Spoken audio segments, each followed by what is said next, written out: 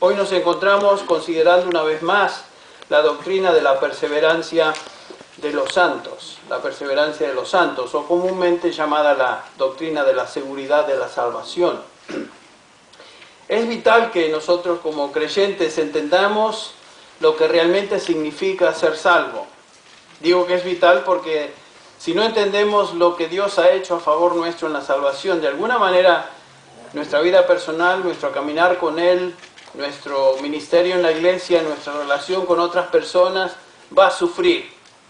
Y por tanto es crítico que como hijos de Dios entendamos lo que Dios ha hecho a favor nuestro en la salvación. Todo en lo que nosotros hacemos y predicamos en la iglesia tiene que ver con la salvación. Piensen solamente en el símbolo que tenemos atrás, es la cruz. La cruz implica y significa salvación. Y por supuesto es lo que nosotros queremos hacer en estos domingos, establecernos en esta base tan crítica para la salud espiritual de cada uno de nosotros y de la iglesia. La doctrina de la perseverancia de los santos básicamente enseña que los que han sido genuinamente salvados, todos aquellos que pertenecen al Señor, perseveran en su fe hasta el fin, y ninguno de ellos puede completamente ni finalmente caer de su estado de gracia. Esa sería una definición de la perseverancia de los santos. Otra forma de expresar esta verdad bíblica es decir que la vida que Dios nos da en la salvación es eterna y por ende, por definición, es duradera. O sea, no perece, no puede perecer, no puede perderse. Un hijo de Dios persevera en la fe porque Dios es fiel en mantenerle en esa fe. Es por la fidelidad de Dios que perseveramos en nuestra fe, no es por nuestras propias fuerzas. Siempre alguno levantará la pregunta, y sucede por supuesto a menudo, ¿qué de aquellos que profesan ser de Cristo? Aquellos que por afuera, o por lo menos por un tiempo, profesan conocer a Cristo, se dicen cristianos, pero luego regresan al mundo y abandonan su fe, o sea, apostatan de su fe. ¿Qué podemos decir acerca de ellos? ¿Cómo armoniza esa experiencia común que se observa con lo que la Biblia enseña acerca de la seguridad de la salvación? Bueno, el apóstol Juan claramente nos enseña y nos contesta esa pregunta en su primera epístola, capítulo 2, versículo 19, donde dice, salieron de nosotros, pero no eran de nosotros. Es obvio, si salieron no eran. Porque si hubiesen sido de nosotros, habrían permanecido con nosotros. Versículo 19 del capítulo 2 de primera de Juan. Pero dice, salieron justamente con esta meta o con este propósito. Salieron de nosotros para que se manifestase que no todos son de nosotros. No todo el que dice Señor, Señor, entrará en el reino de los cielos. Es obvio, el Señor también lo enseña. Y por lo tanto, aquellos que salen de la fe, abandonan la fe, dan evidencias que realmente nunca fueron de aquellos que pertenecían genuinamente al Señor.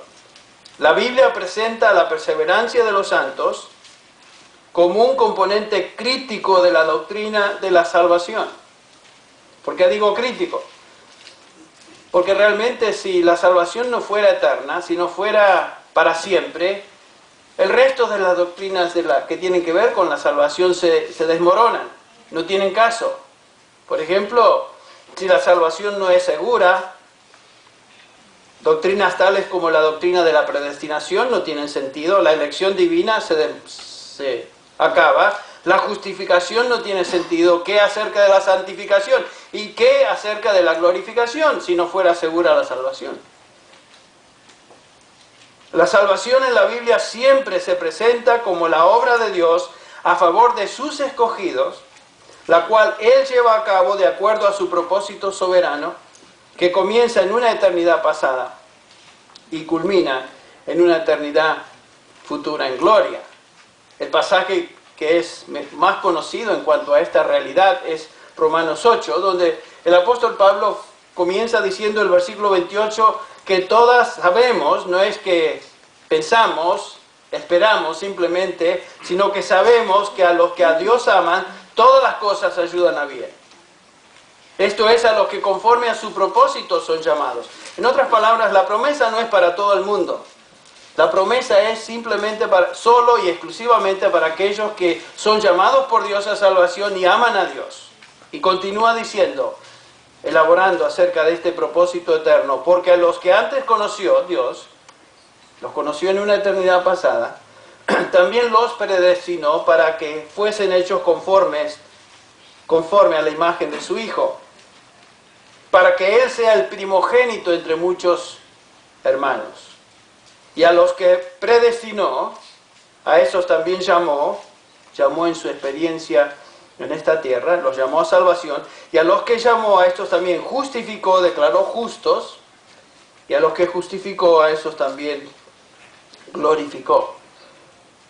En otras palabras, lo que Dios comenzó en una eternidad pasada, concluye en una eternidad futura en gloria. Y noten que Dios es el que lleva a cabo cada paso de estos pasos en la salvación. Cada etapa de la salvación es la obra de Dios. No vemos en este pasaje ninguna actividad humana.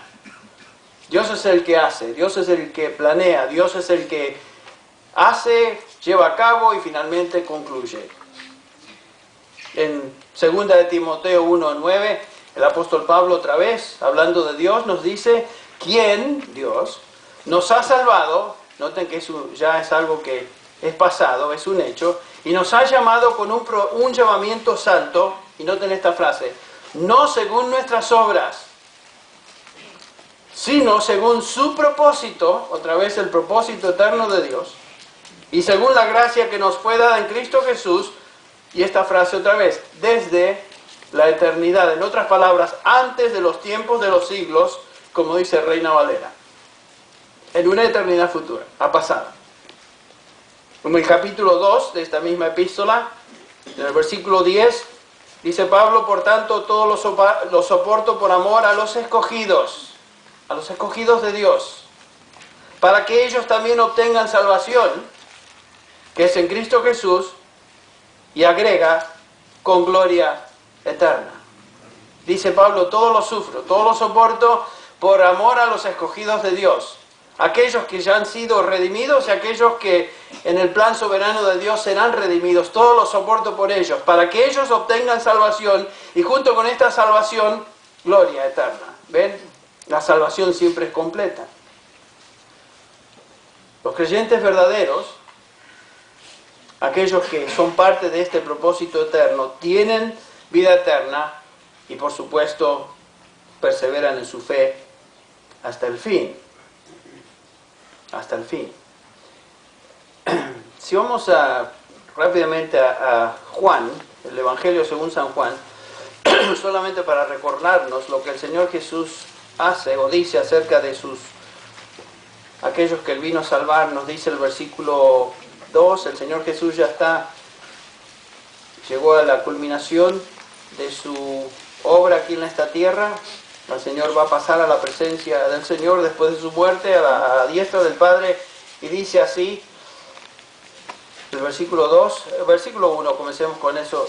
Padre, la hora ha llegado, glorifica a tu Hijo, para que también tu Hijo te glorifique a ti, como le has dado potestad sobre toda carne. Noten, Jesús tiene potestad, poder sobre toda carne, pero noten esto, para que dé vida eterna no a toda carne, eso sería universalismo, sino para que dé vida eterna a todos los que le diste.